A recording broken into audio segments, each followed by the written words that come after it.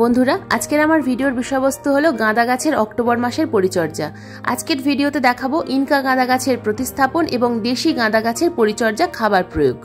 বন্ধুরা গাঁদা হলো একটি শীতকালীন ফুলের গাছ, আর এই সময় এই শীতের ঠিক আগেই গাঁদা গাছের প্রতিস্থাপন করতে হয়, তবেই কিন্তু আমরা শীতকালে প্রচুর পরিমাণে গাঁদা গাছ থেকে ফুল পেতে পারি।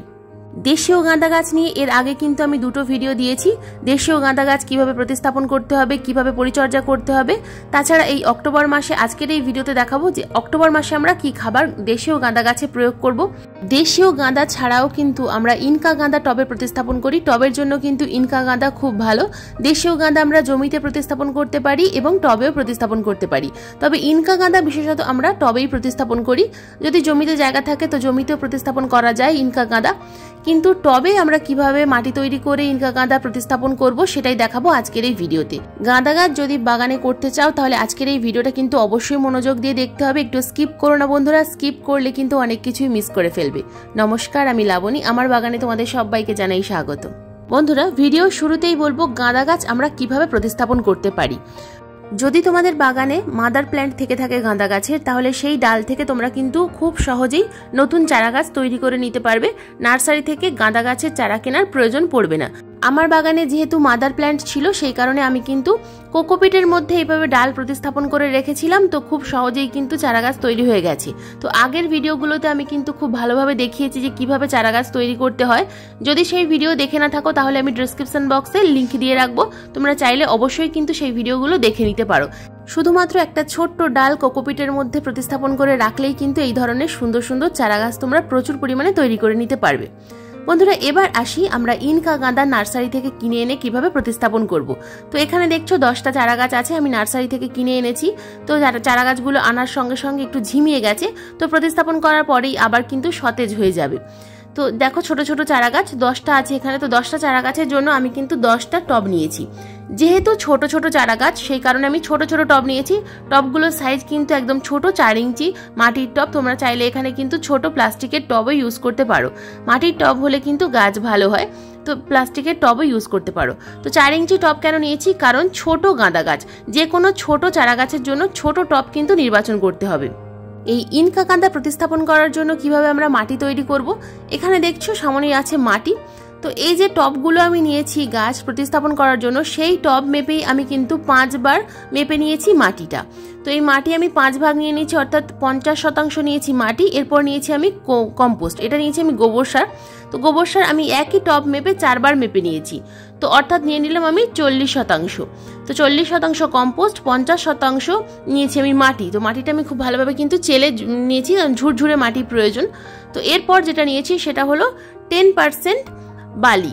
বালি আমাদেরকে কিন্তু শীতের গাছের জন্য ব্যবহার করতে হবে। বালি মেশালে মাটি ঝুরঝুরে হবে, যার ফলে শিকড় কিন্তু খুব তাড়াতাড়ি দ্রুততার সঙ্গে বৃদ্ধি পাবে।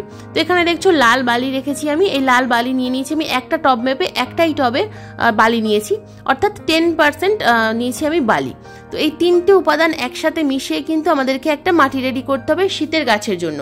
বন্ধুরা শীতের গাছের জন্য এটা কিন্তু একদম উপযুক্ত মাটি। যদি তোমরা আগে থেকে কোনো শীতের গাছের মাটি তৈরি করে রাখো তাহলে সেই মাটিতে কিন্তু তোমরা চারা গাছ প্রতিস্থাপন করে দেবে, কিন্তু যদি হাতের কাছে মাটি তৈরি করা না থাকে সেক্ষেত্রে তোমরা এইভাবে মাটি তৈরি করে গাছ প্রতিস্থাপন করতে পারো। এর সঙ্গে নিয়ে নিলাম আমি 2 মুঠো পরিমাণ নিমখোল। তো আমি এখানে 10টা গাছের জন্য মাটি তৈরি করা দেখাচ্ছি, তোমরা যদি 20টা গাছ প্রতিস্থাপন করো সেক্ষেত্রে কিন্তু এর ডাবল পরিমাণ মাটি, কম্পোস্ট এবং বালি নিতে হবে। তো দেখো আমার মাটিটা কিন্তু সম্পূর্ণ মিশিয়ে নেওয়া হয়ে গেছে, খুব ভালোভাবে কিন্তু মাটিটাকে মেশাতে হবে, তবেই কিন্তু এই ধরনের ঝুরঝুরে একটা মাটি তৈরি হবে। তো যত বেশি ঝুরঝুরে মাটি হবে ততটা মাটি আলগা হবে এবং গাছের শিকড় চলাচল করতে খুব সুবিধা হবে। গাছের শিকড় যত বৃদ্ধি পাবে গাছ তত বৃদ্ধি পাবে। তো এরপর দেখো এই টবটা নিয়ে নিয়েছি 4 ইঞ্চি টব। তো এর নিচে যে হোলটা আছে তার উপরে দিয়ে দিলাম খোলামকুচি, ঢেউ খেলানো খোলামকুচির উপরে দিয়ে দিলাম 1 মুঠো পরিমাণ কম্পোস্ট। এ দিয়ে একটা বেড তৈরি করে নিলাম, সরাসরি মাটিটা যেন ড্রেনেজ হোলের মুখটা গিয়ে বন্ধ না করে দিতে পারে।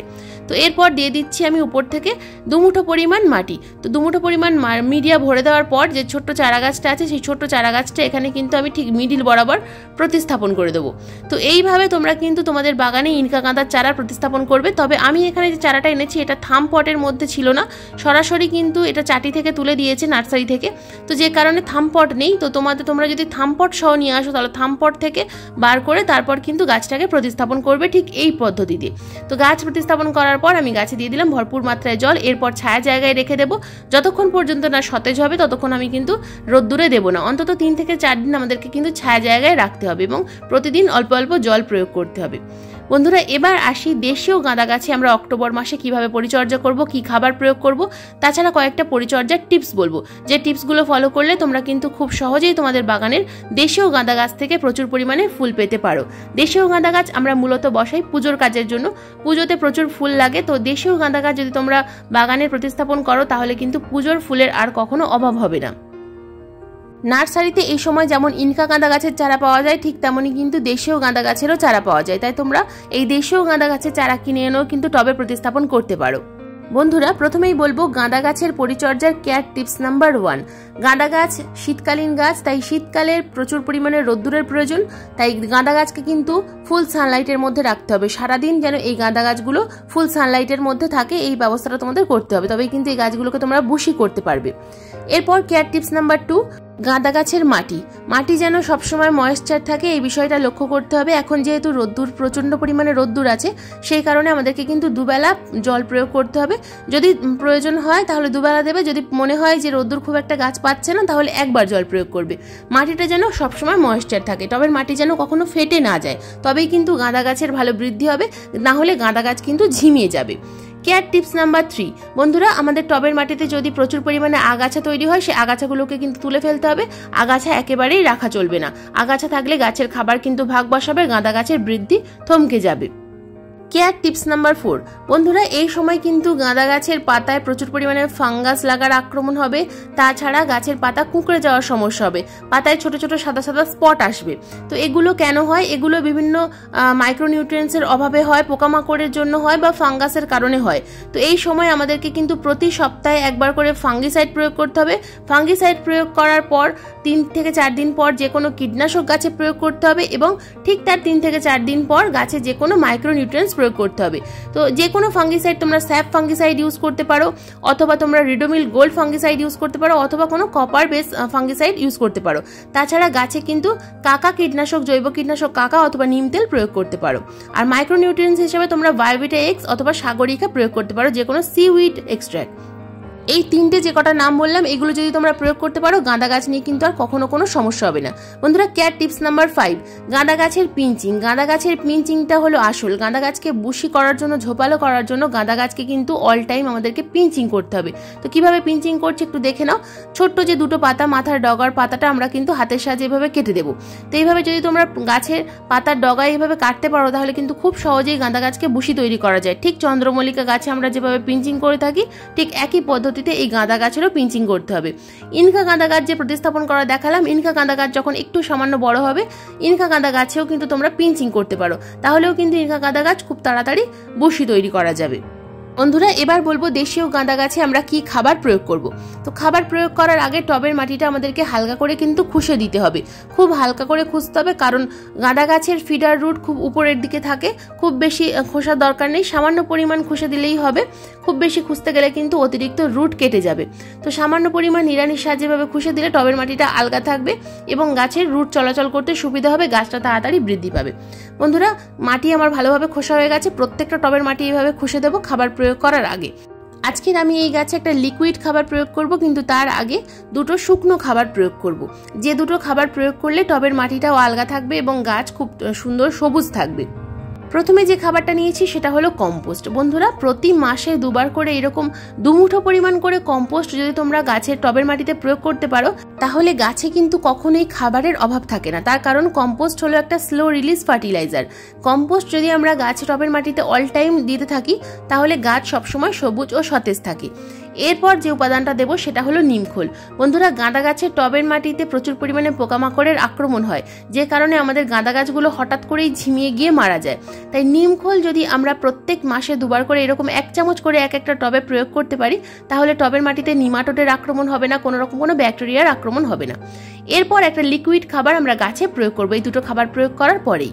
তো দেখো, আমি এখানে নিয়ে নিয়েছি 1 লিটার জল। 1 লিটার জলের মধ্যে দিয়ে দেবো 1 চামচ পরিমাণ সুফলা অর্থাৎ এনপিকে 10-26-26। এই খাবারটা তোমরা এই সময় গাঁদা গাছে প্রয়োগ করো। গাঁদা গাছে ফুল আসার ঠিক আগে গাঁদা গাছে কিন্তু এই খাবারটা প্রয়োগ করতে হবে, তাহলে দেখবে গাঁদা গাছে কিন্তু প্রচুর পরিমাণে কুঁড়ি আসবে।